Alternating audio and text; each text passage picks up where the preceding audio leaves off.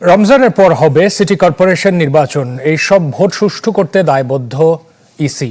নির্বাচন ভবনের মিডিয়া সেন্টারে এক অনুষ্ঠানে নির্বাচন কমিশনার আব্দুল রহমান এল মাসুদ জানিয়েছেন, দলীয় প্রতীকে ভোট হবে কিনা সেটা জাতীয় সংসদ ঠিক করবে। ক্ষমতা গ্রহণের পর ৬টি সিটি কর্পোরেশনের প্রশাসক নিয়োগ দেয় সরকার, যাদের সবাই বিএনপি নেতা। সরকারের পক্ষ থেকে বলা হচ্ছে, স্থানীয় সরকার নির্বাচন যথাসময়েই হবে। নির্বাচন কমিশন বলছে, ঢাকা উত্তর সিটি কর্পোরেশনের নির্বাচনের ক্ষণ গণনা ছিল ২০২৪ সালের ৫ ডিসেম্বর থেকে ২০২৫ সালের ২ জুন।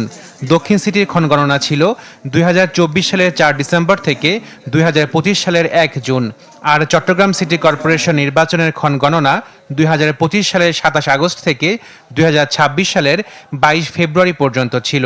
এছাড়া অন্যান্য সিটি কর্পোরেশন নির্বাচনের ক্ষণ গণনা শুরু হবে এই বছরের শেষ থেকে ২০২৮ সালের ডিসেম্বরের মধ্যে।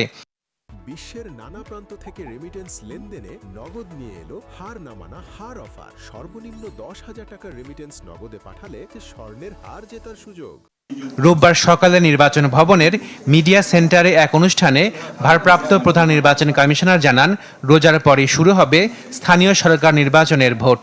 রমজান মাসের পরেই আমি মনে করি যে লোকাল গভর্নমেন্টের যে সিটি কর্পোরেশনের নির্বাচন সেটা অনুষ্ঠিত হবে। তবে এই ভোট দলীয়ভাবে হবে কিনা সেটি ঠিক করবে সংসদ।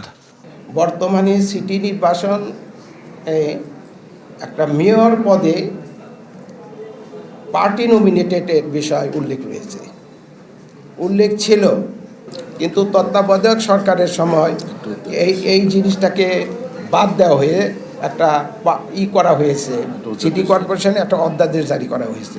আমরা অপেক্ষা করতেছি যে পার্লামেন্টসের ভিউটা কি। পার্লামেন্ট সংসদ যদি এটাকে বিবেচনা মনে করেন সঠিক, এটা যদি তারা ভালো মনে করেন তাহলে সেভাবে নির্বাচন হবে। আর যদি সংসদ তার সুচিন্তিত বিবেচনা করে যদি মনে করেন যে না আগের মতোই থাকা ভালো ছিল, তাহলে আগের মতোই থাকবে। ভারপ্রাপ্ত সিইসি জানান, নির্বাচন কমিশন আইন অনুযায়ী সুষ্ঠু নির্বাচন করতে দায়বদ্ধ। আশিকুন প্রিন্স, চ্যানেল 24, ঢাকা।